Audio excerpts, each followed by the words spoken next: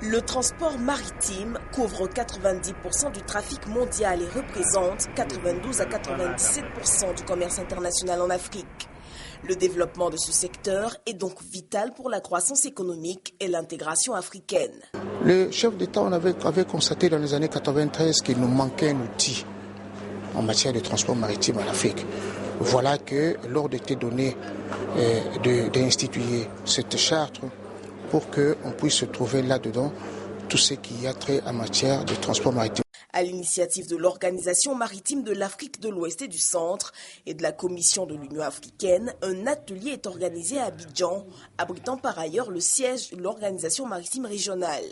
2 jours de travaux avec les experts venus de 25 pays africains pour un résultat à la hauteur des espérances. L'enjeu de cet atelier, c'est de faire en sorte qu'on puisse prendre les dispositions et les actions idoines rapides pour que les dispositifs nationaux de ratification soient interpellés et enfin que d'ici fin février, que cette charte soit ratifiée. Selon la conférence des Nations Unies sur le commerce et le développement, dans les 939 millions de tonnes représentant le poids de la flotte marchande mondiale à la fin de l'année 2010, la plupart des pays africains ne représentaient que 0,8% contre 19,2% pour les pays en développement.